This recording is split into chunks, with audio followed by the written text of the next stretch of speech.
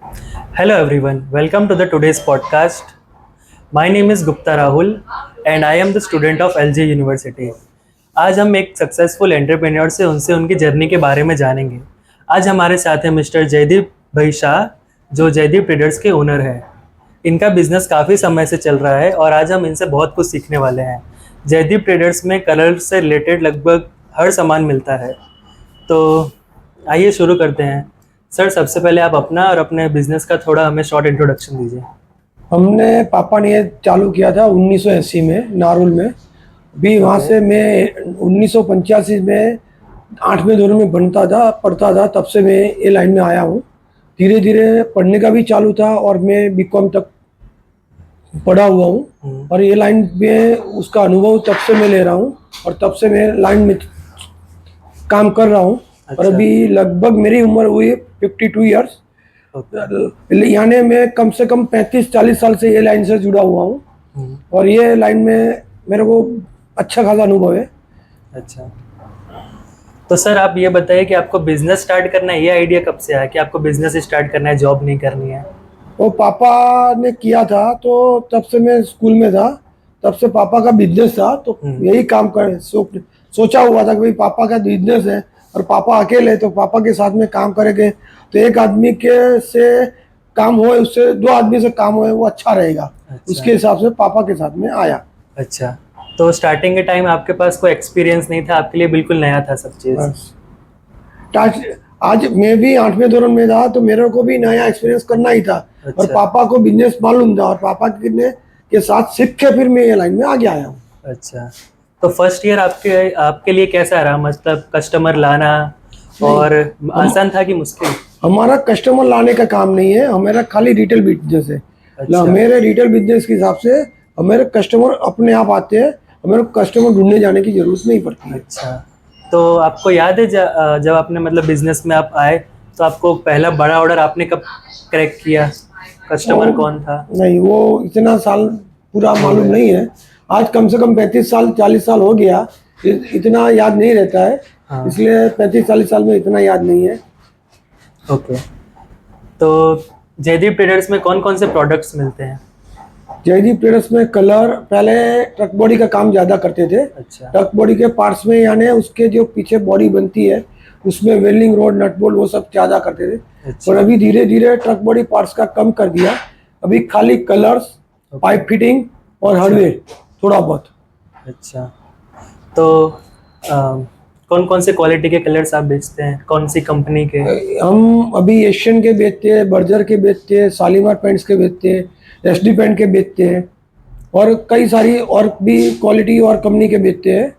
उसमें बहुत अच्छा 15, लगभग 10 से 15 कंपनी का हम माल बेचते हैं। अच्छा, तो आप प्रोडक्ट कैसे डिसाइड करते हैं कि आपकी दुकान में कौन से कंपनी का प्रोडक्ट रहेगा और यही सब? ग्राहक जैसे हमारे को मांगता है कि हमारे को कौन सी क्वालिटी चाहिए, कि क्या चाहिए, हाँ। उस पे से हम उसको ग्राहक को समझाते हैं कि तुम्हारे को ये चीज़ चाहिए, ये चीज़ चलेगी कि नहीं चलेगी। ग्राहक को मालूम नहीं होता है कि भाई मेरे को क्या लगाना है। ग्राहक तो अननोन आता है, उसको मालूम नहीं है कि मेरे को काम करना है, भाई कलर दे दो, और कहाँ लगाना है वो पूछना पड़ता है मेरे को। अच्छा। और ग्राहक को उसके हिसाब से हम उसको समझाते हैं कि भाई ये तुम यहाँ पे लगाओ, ये चीज़ यहाँ लगाओ, ये अच्छा रहेगा। अच्छा, तो कस्टमर के बीच कौन से प्रोडक्ट की सबसे ज़्यादा डिमांड रहती है?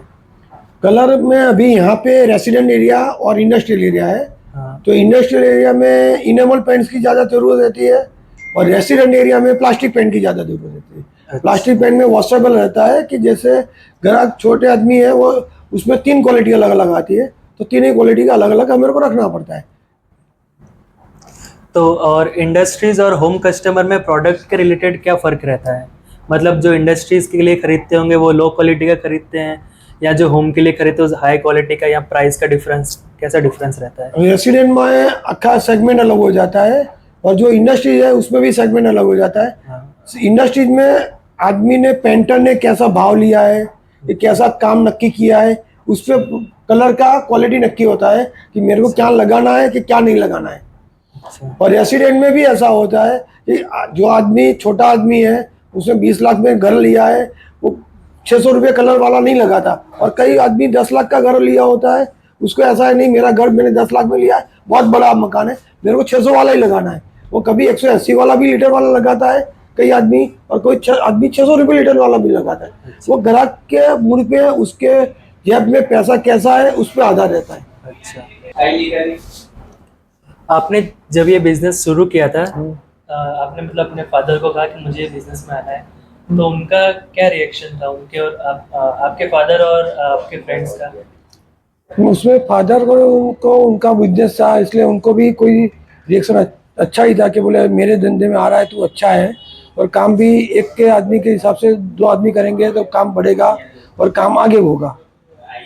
और ये हाँ, आपने पहले से डिसाइड करके रखा था कि आपको आपके फादर का बिजनेस ही कंटिन्यू करना है? हाँ, उसमें डिसाइड करके ही रखा था कि भाई फादर के बिजनेस में जाना है। फादर अकेले हैं, तो उनको हाथ बटाने के लिए आदमी चाहिए, तो आदमी कम थे, तो मैंने खुद, और पहले हमारी छोटी सी दुकान थी इसमें काम भी कम था, अभी काम हमने बढ़ाया है और बड़ा दुकान भी बड़ी करी है।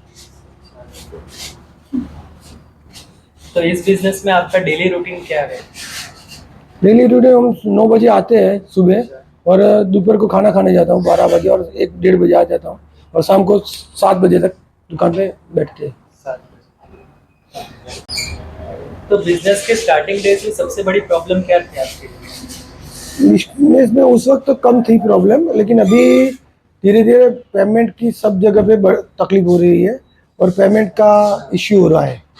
पहले उस वक्त उतना लोगों को दो आँख की शर्म भी थी, और लोगों को बोलते थे कि पेमेंट लाओ, तो पेमेंट देते भी थे। और अभी के माहौल में और अभी के सिचुएशन में अभी आदमी को, लोगों को खुद को जलसा करना है, लेकिन सामने वालों को पेमेंट नहीं देना है। पेमेंट लेट आना या कभी कभी ना आना, इस प्रॉब्लम को आप कैसे डील करते हैं? पेमेंट ना आना तो तकलीफ होती है, पेमेंट लेट आने में कभी कभी अपने को भी, सामने व्यापारी को कभी ऐसा बोलना पड़ता है कि भाई साहब भी थोड़ा रुक जाओ, सामने से आ नहीं रहा है। कभी कभी अपने घर पे अपनी जो सेविंग होती है उसमें से आके भी अपने को पेमेंट देनी पड़ती है। कभी कई आदमी जो लिमिटेड कंपनियाँ हैं वो समझती नहीं है उनकी जो पॉलिसी होती है कि भाई इतने दिन में पेमेंट देना है, वो आपको आए के सामने पार्टी से नहीं आए, उससे उनको कोई लेना देना नहीं होता है, और फिर दिक्कत आती। कभी पेमेंट आ गया तो फिर अपने सेविंग से लाए, वो वापस भी ले जा सकते हैं। तो कभी आपको ऐसा कुछ याद हो कि कस्टमर के साथ ऐसा हुआ, पेमेंट ना दिया हो तो आपने कुछ एक्शन लिया हो? अभी तो लिया नहीं है, अभी आज ही एक आदमी के पास जाके आया हूँ, और उसको बोल के भी आया हूँ कि जो आप पेमेंट नहीं दोगे तो मैं कोर्ट कचहरी करूँगा, कोर्ट में आपका वो करूँगा, आपको समझ भेजवाऊँगा। लेकिन अभी आगे क्या होता है क्या नहीं मालूम नहीं है, आगे क्या होगा वो भी मालूम नहीं है। अच्छा, तो कभी आपको आपकी दुकान में स्टॉक मेंटेन करना मुश्किल हो जाता है? हमारे हार्डवेयर की लाइन में स्टॉक कंप्लीट रखना तो कोई भी आदमी नहीं रख सकता, क्योंकि कभी कोई आदमी प्लम्बर का चीज़ ले गया कि कोई ले गया और वापस लाया, तो उसमें कोई आदमी कभी भी नहीं कर सकता। मार्केट कंपटीशन को आप कैसे डील करते हैं? मतलब एज अ ट्रेडर कोई भी यही चाहेगा कि वो ज़्यादा से ज़्यादा एरिया अपने अंडर में कवर कर पाए, तो आप ऐसे कंपटीशन को कैसे? मार्केट एरिया में कभी यहाँ से हम अहमदाबाद भी माल बेचते हैं, कड़ी कलोल भी बेचते हैं, लेकिन सबका अलग अलग होता है कि कब कौन सी चीज़ कहाँ से ऑर्डर आया क्या करना है। लेकिन अभी इतना काम सबका बढ़ के चुका है कि इतना मार्केट में सर्वे भी करने नहीं सकते, और इतना वो कर भी नहीं सकते। आपके हिसाब से एक अच्छे बिजनेसमैन में कौन कौन सी क्वालिटीज होनी चाहिए? तो आप जो बोलते हैं कि बिजनेसमैन में इतनी बात नहीं चाहिए कि ग्राहक को, क्लाइंट को मालूम नहीं है तो उसको समझाओ। और कभी कभी ग्राहक भी इतने मगज के आते हैं कि उसको समझा भी नहीं सकते, तो भी समझाने की कोशिश करते हैं, तो ग्राहक समझ जाए तो ठीक है, नहीं समझे तो फिर उसको जाने देते हैं। समझा के ग्राहक को माल दो, माल उसको अच्छा लगे, उसको तकलीफ नहीं होनी चाहिए। मतलब ऐसे ऐसी कोई क्वालिटीज, मतलब मैं बिजनेस कर रहा हूँ तो मेरे अंदर ऐसे कौन कौन सी क्वालिटीज होनी चाहिए, जैसे कस्टमर को डील करना और अपने वर्कर के साथ अच्छे से बिहेव करना, या सुबह लेट से ना उठना, ऐसा कुछ? अभी आज के ज़माने में किसी को कुछ समझाना यानी भैंस के आगे बीज बजाने की जगह बात है, अगर भैंस के आगे गीता सुनाना बात है। मतलब कोई आदमी को कुछ बोल नहीं सकते, को कुछ कह नहीं सकते, वो तुम कितना भी कोई आदमी को कुछ भी बोल दो, उसके मगज में जो है वो आदमी वही करने वाला है, दूसरा कुछ करने वाला नहीं है। उसके मगज में है कि मेरे को इतने बजे जाना है, वो उतने बजे ही आएगा। तुम उसको कुछ ना भी बोल दो कि कुछ भी बोल दो। आप सप्लायर से रिलेशन कैसे बना के रखते हैं? हम सप्लायर से फ्रेंडली रिलेशन भी रखते हैं और कई आदमी से खाली ओनली बिजनेस का भी रिलेशन रखते हैं। जो आदमी छोटा है कि जो आदमी उसके लायक नहीं है, वो आदमी खाली अपने पैसे के अपने का काम ही समझता है, तो उसको बिजनेस रिलेशन ही रखते हैं। स्टॉक और सप्लाई चेन को मैनेज करने का आपका क्या तरीका है? कई चीज़ में हम स्टॉक रखते भी हैं और कई चीज़ में ऐसी भी होती है कि जो लाके ही देना पड़े, क्योंकि जो रख लिया स्टॉक कर लिया तो कभी कभी ऐसा होगा कि वो ग्राहक तुम्हारे वहाँ से बंद हो गया, तो वो चीज़ तुम्हारे को और कोई लेने वाला आने वाला नहीं है। फिर वो 100 रुपये का माल आपको 50 रुपये में बेचना पड़े, कि 100 रुपये का माल 20 रुपये में बेचना पड़े, उसका कोई भरोसा नहीं होता है। मतलब कई चीज़ जो तुम्हारा रूटीन है वो तुम्हारे को रखनी पड़े। ये रूटीन, वो ग्राहक नहीं आया तो दूसरा ग्राहक आया तो तुम्हारे को चलने वाली है। पर एक ही ग्राहक के लिए जो तुम मंगवाते हो तो उसमें ऐसी बात रखनी पड़े कि वो ग्राहक का ऑर्डर आएगा, वही सामने से मंगाओ, तो वही और सामने वाले पार्टी को माल दो। तो सीजनल डिमांड, जैसे फेस्टिवल सीजन या कोई ऐसा सीजन जब आपका माल ज्यादा बिकता हो? नहीं, हमारी लाइन में सीजन कोई ऐसा होता ही नहीं है, क्योंकि जब ग्राहक के पास उसके जेब में पैसा आएगा तब सीजन निकलती है, और ग्राहक के पास जब जेब में पैसा नहीं है तो सीजन नहीं है। क्योंकि हमारे कोई दिवाली नहीं कि कोई होली नहीं, तो कोई ऐसी सीजन नहीं होती है। ग्राहक के पास जब कोई भी आदमी कलर करवाना, वो उसके लास्ट वो होती है कि भाई सब अभी हो गया तो अभी कलर करना है, क्योंकि पहले फर्नीचर बनाएगा, मकान लेगा, बाद में सबसे लास्ट में कलर वाले का चॉइस आता है कि भाई कभी कलर कौन सा करना है, कि कलर क्या करना है। तो आप क्या मेनली मतलब कलर से रिलेटेड हर प्रोडक्ट मिलता है? कलर से रिलेटेड सभी प्रोडक्ट ऐसे मिलती है। तो मतलब ऐसे सीजन में मतलब जैसे लोग ऐसे दिवाली आती तो ज्यादातर घर कलाना प्रेफर करते हैं, तो ऐसे दिवाली वगैरह में तो होता होगा थोड़ा? नहीं, दिवाली में रश होता है पर इतना ज़्यादा नहीं है। कि अभी लोग क्या समझते हैं कि भाई शादी आई तब घर का कलर कराओ, कि शादी से महीने 2 महीने पहले कराओ, क्योंकि शादी से पहले कराएंगे मतलब बारिश में बिगड़ा, कुछ भेज आया तो वो सब कलर में तकलीफ हो सकती है और घर खराब भी दिख सकता है। जब आदमी को उसके वहाँ फंक्शन होता है तो कोई उसका रिलेशन का कोई होता है काम, तभी वो कलर कराता है। तो प्राइस चेंज का आपके बिजनेस पर क्या असर पड़ता है? प्राइस चेंज हमारे में इतना कोई डिफरेंस नहीं आता है, क्योंकि भाव कंपनी बढ़ाती है तो सभी कंपनी बढ़ाती है, एक कंपनी नहीं बढ़ाती है। क्योंकि एक कंपनी ने बढ़ाया तो दूसरी कंपनी बढ़ाने के लिए पीछे बैठी होती है। आज एक पेट्रोल पंप वाला पेट्रोल का भाव बढ़ाता है तो दूसरा वाला ऐसा नहीं बोलता कि हम नहीं बढ़ाएंगे, वो दूसरा वाला के साथ में उसके साथ में बढ़ ही जाता है। तो आप कोई ऐसा एग्जांपल देना चाहें जो आजकल ये बढ़ा हो? कोई नहीं, अभी तो महीने पहले या अभी कम से कम 1 साल में तो भाव बढ़ा नहीं है। अभी कंपनी में, कलर कंपनियों में भी 2-4 कंपनी और भी आ गई है। इसके हिसाब से हमारे से ज़्यादा उनको भी टफ है, क्योंकि आज एशियन को कंपनी हो कि बर्जर कंपनी हो, उसको भी JSW पेंट आया, बिरला का ओपस आया और कई इंडिगो पेंट्स आए, कई कंपनी आ गई है मार्केट में। उनको भी टकना है और उनको भी आगे ग्रोथ दिखाना है ग्राहक को। अब तक की आपकी सबसे बड़ी अचीवमेंट क्या रही है, या कोई आपने डील क्रैक करी हो, या कोई ज्यादा बड़ा हमारा order मिला हो? हमारा कोई, हम कुछ कस्टमर से कभी ऑर्डर लेने जाते नहीं है। 90.9% हमारे वहाँ ग्राहक आते हैं और हम सामने से उनको माल देते हैं। उनको जो भी होता है माल उनकी चॉइस का, उन्होंने जो मांगा है वही देते हैं। तो आपको ऐसा कोई मतलब कोई चीज याद हो जब सबसे बड़ा ऑर्डर मिला हो आपको, मतलब ज्यादा कस्टमर ने लिया हो? नहीं ऐसा, हाँ मेरा था एक आदमी का, उसने गवर्नमेंट, मोमेंट याद हो? हाँ वो आदमी ने, मैंने एक ही कलर का 21 साल में 500 ड्रम दिया था। वो गैस के बाटले में कर रहा था काम, तो 21 साल में उसने मेरे को 500 ड्रम दिया था और उसने एक ही कलर, ओनली लाल कलर सिग्नल रेड करके था। वो आदमी ने मेरा 500 ड्रम एक ही साल में यूज़ किया था। बाद में उनका गवर्नमेंट का कॉन्ट्रैक्ट था वो कैंसिल हो गया, बाद में वो कंपनी का काम बंद हो गया मेरे से। कोई ऐसी कस्टमर के रिलेटेड मेमोरेबल मोमेंट्स आप शेयर करना चाहें? ऐसे तो मेरे सभी कस्टमर मेरे अपने ही है, लेकिन कोई पर्सनल नहीं बोल सकता हूँ, लेकिन सब अपने ही है।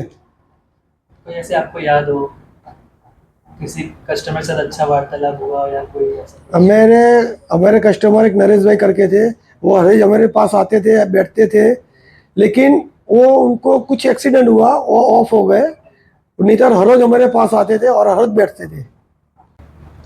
कोई ऐसी डील जिसने आपके बिजनेस की ग्रोथ को बूस्ट किया हो? हमारा अभी जो पहले मैंने आपको बोला कि सिग्नल रेड करके वो भाई थे, अभी आप मेरे वहाँ एक कशिश एंटरप्राइज करके है, उनको माल दे रहा हूँ, उसके हिसाब से मेरा काम अच्छा भी बढ़ रहा है और काम भी हो रहा है, उनका भी काम अच्छा है, लोग पार्टी भी बढ़िया है और सही है। आपको इस फील्ड में सबसे अच्छा क्या लगता है? ये फिल्म में अभी तो बराबर है, पहले ग्राहक को इतनी चॉइस नहीं मिलती थी, इसलिए रूटीन माल जो आता था वही चलता था।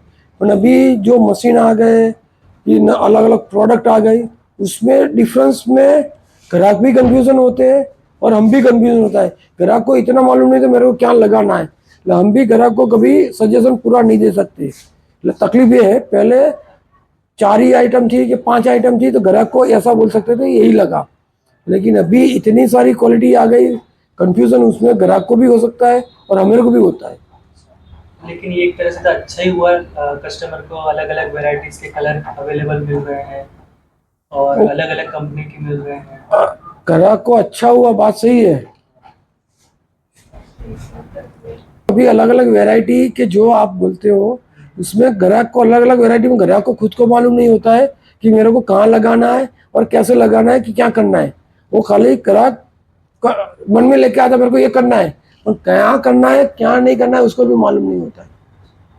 तो आपके कॉन्ट्रैक्टर्स जो जिसको घर में कलर करवाना हो उनके भी आप कॉन्ट्रैक्ट रखते होंगे, जैसे कस्टमर को चाहिए तो आप नहीं, उनका नंबर वगैरह दे देते हैं? हम कॉन्ट्रैक्ट रखते नहीं है, क्योंकि उसमें कॉन्ट्रैक्ट में फिर ग्राहक आके हमारे को यहाँ बोल सकता है। कभी कोई ग्राहक आया कि भाई मेरे को पेंटर चाहिए कि मेरे को प्लम्बिंग का चाहिए, तो हम उनको डायरेक्ट नंबर दे देते और प्लम्बर को भी बोलते और उन ग्राहक को भी बोलते कि तुम दोनों तुम्हारा काम देखने का, मैं ऐसा हो तो मेरे वहाँ से कलर ले जाओगे या नहीं ले जाओगे मेरे को दिक्कत नहीं है, लेकिन आपको दोनों को तकलीफ नहीं होनी चाहिए। जो भी होगा आप दोनों जानो, मेरे को कोई तकलीफ नहीं है। क्या आपको कभी किसी कस्टमर से कोई पॉजिटिव फीडबैक मिला हो?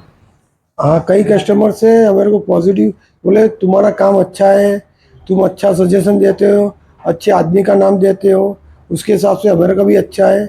और हम कई आदमी को बोलते भी है, ऐसा हमारे को आके बोलते हैं। अभी हमारा गूगल में रेटिंग कई आदमी देते तो वो गूगल रेटिंग भी हमारा अच्छा है। अच्छा, क्या आपको कभी अवार्ड या रिकॉग्नाइजेशन मिला है? नहीं, वो कई कंपनी देखो की तरफ से या? अवार्ड यानी कई आदमी को, हर एक आदमी का जो काम उसके हिसाब से नहीं होता है तो वो ऐसा बोलता है कि ये आदमी के पास काम मत करो। जो आदमी को अच्छा लगता है वो आदमी ऐसा ही बोलेगा कि ये आदमी अच्छा है। जो आदमी को अच्छा नहीं लगता है उसको मगज में कुछ है और मेरे मगज में कुछ है, मेरे को समझने में भूल हुई कि उसके समझने में भूल हुई, वो अपने को मालूम नहीं है, तो उसमें हिसाब से उसको ऐसा लग सकता है कि मेरे को गलत सलाह दी, गलत सूचन दिया। तो जब सेल्स कम होती, जब आपकी सेल्स कम हो जाती है तो आप मोटिवेशन कहाँ से लाते हो? अब मेरे धंधे में सेल्स कम हुए कि ज़्यादा हुए, अब मेरे को मोटिवेशन लाने की कोई ज़रूरत होती नहीं है, क्योंकि ये सब काम सीजनेबल थोड़ा बहुत होता है। आपने अभी जो बोला कि सीजनेबल में, हमारा ऐसा सीजनेबल नहीं है, लेकिन बारिश में कोई आदमी कलर नहीं कराएगा, तो उसमें हम मोटिवेशन लावे कि नहीं लावे, लेकिन कोई उसमें दिक्कत होने वाली नहीं है कि नहीं काम बढ़ेगा कि नाम कहीं काम कटेगा।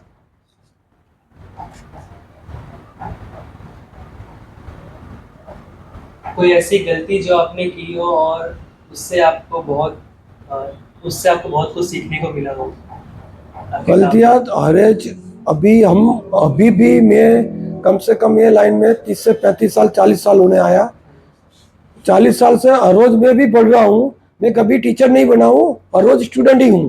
क्योंकि हर रोज ग्राहक आता है, कई आदमी ऐसे भी आते हैं हर रोज मेरे को पढ़ा के जाते हैं कि तुम्हारे को ये करना चाहिए, तुम्हारे को ये करना चाहिए। हम टीचर बनना भी नहीं चाहते, हम स्टूडेंट के जैसे स्टूडेंट ही रहना चाहते। अगर कोई नया व्यक्ति ये काम शुरू करना चाहता है तो उसे सबसे पहले किस चीज़ का ध्यान रखना चाहिए? अभी नया आदमी कोई करना चाहता है तो उसको सबसे पहले उसकी पूंजी और उसके पास कितने आदमी है, क्योंकि अकेला बंदा ये काम कर नहीं पाएगा और नहीं कर सकेगा। क्योंकि उसके पास मूडी कैसी है उस पर आधार है, और काम वो कैसा कर सकता है, उसका बिजनेस रिलेशन आगे कैसा है, वो कौन सी फील्ड में से आ रहा है, उसके भी आधार रखता है। अकेला आदमी जो थोड़ी पूंजी वाला है तो वो ये लाइन में आ नहीं सकता, क्योंकि इन्वेस्टमेंट भी इतना बढ़ चुका है और दुकान की माली वैल्यू, स्टॉक की वैल्यू सब देख के तो उसकी हिम्मत कम हो सकती है। आपके लिए सक्सेस का मतलब क्या है? कामयाब होने का मतलब क्या है आपके लिए? तुम्हारे ग्राहक जो तुम्हारे को अप्रिशिएट करते हैं, तुम्हारे को आगे बढ़ने की वो देते हैं और तुम्हारे को अच्छा बोलते हैं, तो वही अपनी वो है, सक्सेस है। आपके कितने लोगों की टीम है? अभी हमारे पास 7 लोगों की टीम है। 7 लोगों की टीम है। अच्छा, तो वो 7 लोग क्या क्या काम करते हैं? मेरे बने भी है, वो हम बिल और अकाउंटिंग का काम करते हैं। और मेरे वहाँ टेम्पो वाला भाई भाई है और 3 आदमी काम करने वाले दूसरे भी है। वो माल निकालते हैं और माल लगाते भी है, वो काम सब वो लग करते हैं। तो मतलब अगर किसी को जॉब वगैरह चाहिए हो तो कोई क्वालिफिकेशन, एजुकेशन क्वालिफिकेशन की रिक्वायरमेंट है? और मेरे वहाँ जॉब करने में कोई क्वालिफिकेशन नहीं होती है, और मेरे वहाँ खाली ओनली मजूरी के काम होता है। उसमें कोई पढ़ा लिखा आदमी होए कि नहीं होए, हाँ उसको थोड़ी बहुत पढ़ना आता आना चाहिए कि भाई मैं क्या पढ़ रहा हूँ, क्या लेके आ रहा हूँ, मेरे को कुछ बोला है वो लेके आ रहा हूँ कि नहीं ले रहा का, इतना ही पढ़ना है। उसमें कोई डिग्री की जरूरत नहीं है। आपकी एजुकेशन क्वालिफिकेशन क्या है? मेरी क्वालिफिकेशन में बीकॉम पढ़ा हुआ हूँ। स्टार्टिंग में आपको सबसे पहला लेसन क्या मिला जब आप इस बिजनेस में आए थे? मेहनत करोगे तो आगे बढ़ोगे। सीख क्या मिली? एक ही रिलेशन है ये लाइन में कि मेहनत करो, काम परफेक्टली करो और काम अच्छा करो, तो ही तुम आगे बढ़ोगे, नहीं तो तुम्हें पाछड़ पड़ी जैसे। इस बिजनेस में आने इस बिजनेस में आपने सबसे बड़ा रिस्क कब लिया? कभी ये बिजनेस में रिस्क यानी कई आदमी को नहीं जानते हुए भी माल देते हैं और उसका पेमेंट आया गया कि नहीं आएगा, वो जो रिस्क लेते हैं वो सबसे बड़ा रिस्क है। और कई आदमी अच्छे भी हैं कि उसको फ़ोन करने पे पैसा आ भी जाता है, और कई इतने पागल भी है और फ़ोन भी नहीं उठाते और बात भी नहीं करते। ये लाइन इतनी अच्छी भी है और इतनी खराब भी है कि जो आपने कोई आदमी को नहीं जानते हो तो उसको माल नहीं देना चाहिए। जब आपने इस बिजनेस की शुरुआत की थी तब मार्केट का माहौल कैसा था? हमने जब शुरुआत की थी तब इतनी सारी वैरायटी वो सब नहीं थी, और उतने सारे क्वालिटी भी नहीं थी।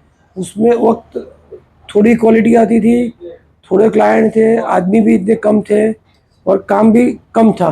अभी क्वालिटी भी बढ़ती जा रही है, वैरायटी भी अलग अलग बढ़ती जा रही है, इसलिए अभी बहुत काम करना थोड़ा डिफरेंस भी हो रहा है और थोड़ा डिफिकल्ट भी हो रहा है।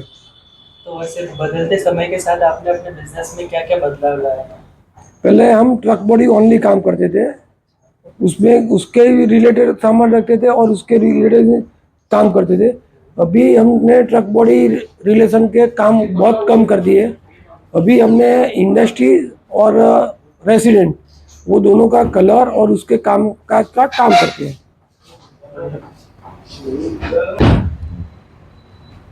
क्या आपको कभी किसी ने जब आप स्टार्ट करने वाले थे तो ऐसा कहा कि ये बिजनेस नहीं चलेगा, ये मत करो? नहीं, ये पापा ने किया हुआ है, इसलिए मेरे को ऐसा कोई आदमी आया नहीं है और आएगा भी नहीं। किसी फ्रेंड्स ने कहा हो कि मत नहीं करो, नहीं रहने दो? नहीं नहीं, उस वक्त क्या में आपको नहीं, मोटिवेट किया क्या हम मैंने जब ये लाइन में आया तब कोई, क्योंकि मैं भी 8वीं जन्म में पढ़ रहा था, तब से मैं ये लाइन में आया हूँ। मतलब उसमें कोई इतने सारे उस वक्त मेरे फ्रेंड भी नहीं थे और उतने सारे, और दूसरी हमारी स्थिति उस वक्त अलग थी और आज के मार्केट में और आज के स्टेबल में आज हमारी स्थिति अलग है। उस वक्त फ्रेंड कम थे उसके का अभी। और दूसरी बात, तुम्हारी पास पैसा है तो तुम्हारे फ्रेंड ज़्यादा होंगे, और तुम्हारे पास पैसा नहीं है तो तुम्हारे को मोल भी नहीं बोलेगा, तो तुम्हारे को कोई पूछेगा भी नहीं। वो सालों से यही नियम है और सालों तक यही नियम रहने वाला है। ये आपने बहुत अच्छी बात की। कौन से प्रोडक्ट में आपको सबसे ज़्यादा प्रॉफिट होता है? वो तो कहना मुश्किल है, क्योंकि कई आदमी कभी कभी कैसे अलग अलग सिचुएशन में अलग अलग ग्राहक को चीज़ लेनी पड़ती है। जो रिटेल करते हैं उसमें थोड़ा प्रॉफिट ज़्यादा होता है, जो होलसेलिंग का करते हैं उसमें प्रॉफिट कम होता है। और उसमें कोई एक आइटम का मैं नाम नहीं बोल सकता हूँ कि एक आइटम पे भार नहीं दे सकता हूँ। कस्टमर के टेस्ट और चॉइस में इतने सालों में क्या बदलाव आया है? तभी ग्राहक को चॉइस में इतना बदलाव आया, ये यूट्यूब गूगल के हिसाब से ग्राहक मोबाइल में देख के आते हैं, उनको ग्राहक मोबाइल में फ़ोटो पाड़ के आते हैं, और उसको इतना भी नॉलेज नहीं होता है कि ग्राहक मैंने जो मेरा फ़ोन में फ़ोटो क्लिक किया हुआ है वो और जो रियल फ़ोटो है उसमें डिफरेंस ज़्यादा होता है। वो ग्राहक को समझाना पड़ता है, क्योंकि ग्राहक को तो खाली बोले मेरे को ये मोबाइल में फ़ोटो क्लिक करके आए हो, मेरे को ये चाहिए, तब उसको समझाना पड़ता है कि तू अभी मेरे पास एड कार्ड है, उसमें फ़ोटो क्लिक कर, उसमें तेरे मोबाइल में देख और या रियल में देख तो कितना डिफरेंस है वो तेरे को मालूम पड़ेगा। फिर तू बोलेगा मेरे मोबाइल में जो क्लिक किया हुआ है वो कलर नहीं बना, कोई वो डार्क हुआ कि लाइट हुआ, तो हमारी जवाबदारी कोई नहीं होती है। या आपको कभी कोई प्रोडक्ट बंद करना पड़ा क्योंकि उसकी डिमांड नहीं थी? तो वो बहुत सारी आइटम ऐसी है कि ये सब आज के ज़माने में चेंज होती ही रहती है और चेंज होता ही रहने वाला है, क्योंकि एक चीज़ कभी आई और कभी गई, उसका कभी डिमांड कम हुई, मतलब वो चीज़ नहीं चली, उसके हिसाब से भी बंद करना पड़ सकता है। मतलब बंद करी भी हुई है। आज हमने ट्रक बॉडी लाइन थी पहले, वो कम ही किया हुआ है और बंद भी किया हुआ है। आप नए प्रोडक्ट मार्केट में कैसे इंट्रोड्यूस करते हैं? मतलब आपके पास कोई नया प्रोडक्ट आया हो तो कस्टमर को कैसे बताते हैं कि हमारे पास ये भी है? हम हम यहाँ डिस्प्ले में रखते हैं और ग्राहक बोले ऐसा चीज़ चाहिए कि ऐसा चीज़ चाहिए, हम ग्राहक को समझाते हैं भैया तुम ये चीज़ ले जाओ तो तुम्हारे को ऐसे काम में फ़ायदा होगा कि ऐसे वापरोगे तो तुम्हारे को फ़ायदा होगा, ऐसा हम समझाते हैं। कोई बुक पर्सन या एक्सपीरियंस जिससे आपको इंस्पिरेशन मिली हो कोई पर्सन? नहीं, ऐसा कोई बुक है नहीं कि कोई एक्सपीरियंस नहीं है। कोई पर्सन जैसे आपके फादर जिससे आपको हौसला मिला हो, सीखने को मिला हो? फादर के हिसाब से सीखने को मिला है, फादर ने भी बोला हुआ है। और एक बार मैंने बैंक वाले ने मेरे को बोला था कि आप आपका काम अच्छा है तो लोन ले लो, तब मैंने फादर को बोला कि लोन लेके आगे बढ़ा, तो पापा ने बोला था कि अपने पाँव जितने चादर में है उतना ही काम करो, उससे ज़्यादा काम नहीं करना है। और ज़िंदगी में ये लेसन सबसे बड़ा है कि तुम्हारे पाँव इतने फैलाओ कि तुम्हारी चादर जितनी लंबी है उससे ज़्यादा आगे नहीं करना है, क्योंकि कभी भी तुम्हारे को मार पड़ सकती है कि तुम्हारे को नुकसान होगा, तो तुम्हारे को दिक्कत होए तो तुम्हारा खुद का पैसा होगा तो तुम संभल कर पाओगे, तुम्हारा दूसरे का पैसा होगा तुम नहीं दे पाओगे तो तुम्हारा नाम बदनाम होगा और तुम्हारे को दिक्कत भी हो सकती है। इस बिजनेस में आने के बाद आपकी लाइफ में सबसे बड़ा बदलाव क्या आया? ये बिजनेस में आने के बाद में बड़ा बदलाव ये आ कि मैं मेरी चॉइस की जगह घूमने भी जा सकता हूँ। मैं कई जगह घूमने के आया हूँ और मेरा एक जो भी है वो गोल मैं पूरा भी कर सकता हूँ इसके हिसाब से। तो आप जैसे आप कहीं घूमने जाएं तो फिर शॉप का कौन ध्यान रखता है? मेरे बने हुई है, मेरे पिताजी है, वो भी उनकी उम्र हुई है लेकिन तो भी आके कभी कभी बैठते हैं। सुबह में हर रोज मेरे साथ में गाड़ी में आते हैं और सुबह मैं दोपहर को 12 बजे खाना खाने जाता हूँ तब मेरे साथ में वो वापस आते हैं। कभी कोई क्या कभी कोई कस्टमर बहुत फनी या अजीब रिक्वेस्ट लेकर आया है? कई फनी रिक्वेस्ट लेके कई आदमी ऐसे भी पागल भी आते हैं और कई अच्छा भी आदमी आते हैं। कई आदमी ऐसे भी आते हैं कि जो शायद ज़्यादा ग्राहक कभी होता है तो मैं पैसा लेना भूल गया हूँ तो वापस आके दे भी जाता है। और कई आदमी ऐसा है कि भाई भूल गए तो अच्छा है ना, अगर पैसा देना भी हाथ करके बोले इतना नहीं इतना, वो अपने को टेंशन भी लाते हैं और खराब भी करके जाते हैं अपनी रेपुटेशन।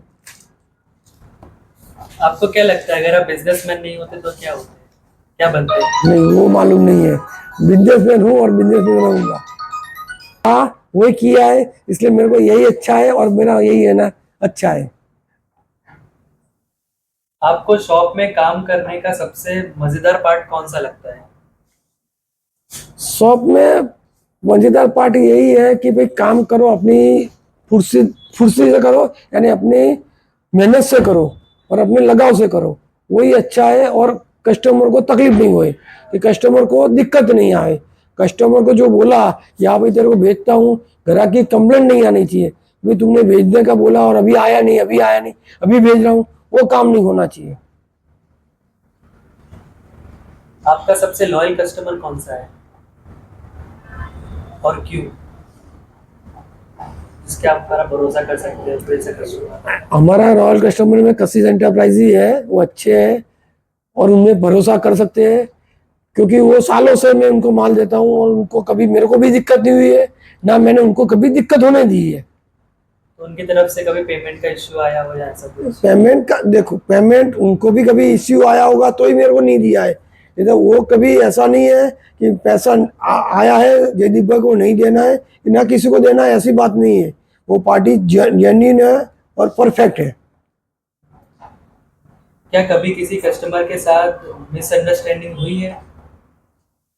ये बिजनेस ही ऐसा है, कभी कभी हो सकती है। मैंने कुछ समझता हूँ और सामने वाला कुछ समझता है, क्या करना है वो कभी दिक्कत हो सकती है, क्योंकि वो कलर बोला और मेरे मगज में दूसरा कुछ आदमी का कुछ समझ में चल रहा हो और वो आदमी बोला और मैंने कुछ और समझा और वो कलर बन भी सकता है और दिक्कत भी हो सकती है। उसमें कोई ऐसा नहीं है कि बिजनेस में स्टाफ या वर्कर को मैनेज करना कितना मुश्किल है आपके हिसाब से? उसमें स्टाफ को मैनेज करना है, यानी वो तो कुछ उसके लिए तो कुछ शब्द ही नहीं है, क्योंकि स्टाफ को जो करना है वही वो स्टाफ करने वाला है। और आप कुछ भी बोलोगे कि नहीं बोलोगे, उसका मूड में है तो काम करना है, नहीं करना है तो नहीं करना है। उसके लिए तो कुछ भी बोलना एक कोई शब्द नहीं है उसके लिए। तो आपके पास आपके लॉयल स्टाफ है? मेरे सब स्टाफ लॉयल है, उसमें कोई तकलीफ नहीं है। मेरे सब बंदे अच्छे हैं और बढ़िया है। आपके लिए बिजनेस का असली मतलब क्या है? प्रॉफिट, सिर्फ प्रॉफिट या और कुछ भी है? बिजनेस का रियल मतलब ऐसा नहीं है कि प्रॉफिट ही होना चाहिए, ग्राहक को सेटिस्फेक्शन होना चाहिए और अपने को भी सेटिस्फेक्शन हो जाना चाहिए और काम एकदम स्मूथली और व्यवस्थित होना चाहिए। आप अपने कॉम्पिटिटर्स को किस तरह से देखते हैं? दुश्मन, दोस्त या इंस्पिरेशन? कॉम्पिटिटर को दुश्मन या दोस्त बोलने का नहीं है, उसको उसके हिसाब से उसको समझना भी है और उसके वो ताल से जैसा काम करता है अपने को समझ के वो हिसाब से ताल से काम करना है। उसको दुश्मन नहीं समझना है, वो कैसे करता है वो क्या करता है वो समझना है, उसके हिसाब से अपने को भी काम करना सीखना है कि क्या करना है आगे और पीछे वो समझना है। अ, आपकी जहाँ पे शॉप है इस एरिया में आपका कोई कॉम्पिटिटर है? अभी हर एक कॉम्प्लेक्स में ऐसा नहीं है कि भाई कलर हार्डवेयर की दुकान बहुत सारी हो गई है। मैं किसी को कॉम्पिटिटर बोलूँ वो भी अच्छा नहीं है और किसी का नाम नहीं दूँ वो भी अच्छा नहीं है। कॉम्पिटिटर तो बहुत सारे, हर एक आज कोई भी इलाके में कोई एक आदमी की दुकान नहीं होगी, ना किराने की होगी कि ना पान का गल्ले वाले की होगी। तो किसी को कॉम्पिटिटर बोलना वो भी अच्छा नहीं है और किसी को दुश्मन बोलना वो भी अच्छा नहीं है। आपके लिए बिजनेस में सबसे बड़ा इन्वेस्टमेंट क्या है, पैसा या समय? ये बिजनेस में समय भी है और पैसा है। समय नहीं होगा तो तुम काम क्या करोगे, क्योंकि समय बिगड़ तुम काम कर ही नहीं पाओगे। और पैसा नहीं होगा तो तुम्हारे पास समय कितना भी होगा तो तुम क्या करोगे। मतलब समय और पैसे दोनों की अहमियत है, नहीं तो ये बिजनेस फेल है। अगर आपको अनलिमिटेड बजट मिले तो आप अपने शॉप में क्या बदलाव करना चाहेंगे? ये अनलिमिटेड बजट मिले या नहीं मिले, हर एक चीज़ की एक लिमिट होती है कि इससे आप कोई भी आप खाना खाते हो तो 4 रोटी 5 रोटी 6 रोटी, उससे ज़्यादा खाना खाओगे तो आपको भी तकलीफ होगी, और अगर कम खाओगे तो भी तकलीफ होगी। ये ऐसी चीज़ में ऐसा भी है, ये चीज़ में तुम कितना भी पैसा लगाओ, ज़्यादा लगाओगे तो आप उगरानी नहीं कर पाओगे। आपके पास आपके ग्राहक ऐसा बोले आपके पास पैसा इतना है, ये ऐसा है, आप क्यों मेरे को हैरान करते हो। और कम लगाओगे तो ग्राहक बोले यार तुम इतने मेरे पीछे पड़ गए हो। इसलिए हर एक चीज़ में एक लेवल से काम होना चाहिए और एक लेवल से सही चीज़ होनी चाहिए। आने वाले 10 साल में आप अपने बिजनेस को कौन सी नई चीज जोड़ना चाहेंगे? ये बिजनेस में 10 साल में क्या होगा कि क्या नहीं होगा कुछ नहीं बोल सकते, क्योंकि अभी ये एआई गूगल ये सब क्या कर रहे हैं, कैसे बिजनेस आएगा, वो किसमें कोई संभव नहीं है आगे 10 साल में क्या होगा कि क्या नहीं। तो मतलब 5-10 साल के बाद आप अपने बिजनेस को मतलब कहाँ देखना चाहते हैं, कैसे मुकाम पे मुझे देखना है? ये बिजनेस में कोई कुछ नहीं बोल सकते।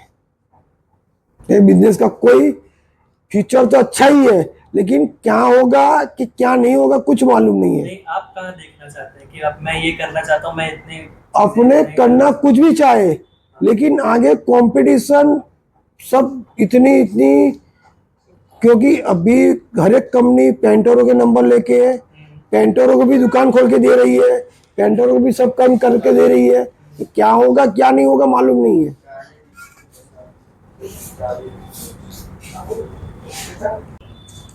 आपके लिए जयदीप ट्रेडर्स सिर्फ एक शॉप है या फैमिली की तरह है? जयदीप ट्रेडर्स है तो मैं हूँ, और मैं हूँ तो जयदीप ट्रेडर्स है। क्योंकि जयदीप ट्रेडर्स है मेरा नाम है, और जयदीप ट्रेडर्स मेरा नाम है, और मेरा ऐसे जयदीप ट्रेडर्स का नाम है। क्या कभी बिजनेस में कोई ऐसा मोमेंट आया जिसने आपको इमोशनल कर दिया हो? नहीं, अभी ऐसा कोई इमोशनल नहीं हुआ है और कोई ऐसा नहीं मूड आया है। अच्छा, भगवान करे आएगी ना। जब आप अपने शॉप के बाहर साइन बोर्ड देखते हैं तो आपको कैसा फील होता है? साइन बोर्ड में नाम जयदीप का है, पापा ने चालू किया है और अच्छा है, सालों से चल रहा है और अच्छा हम भी चलाएंगे आगे। जब ऐसे सब शाम को आप निकलते हो तो आप ऐसे देखते हो तो कैसी फील आती है आपको? हम काम अच्छा करने बैठे हैं और अच्छा काम करेंगे ही, यही फीलिंग रख के काम करते हैं। सर, आपका बहुत बहुत धन्यवाद जो आपने अपना कीमती समय से हमारे लिए वक्त निकाला और अपनी पूरी जर्नी हमारे साथ शेयर करी। आपकी बातें ना सिर्फ इंटरेस्टिंग थी, बाकी हमारे लिए इंस्पायरिंग भी थी। मुझे यकीन है कि इस पॉडकास्ट से काफ़ी लोगों को मोटिवेशन मिलेगा और नए बिजनेस और करियर में वो आगे बढ़ने की हिम्मत कर पाएंगे।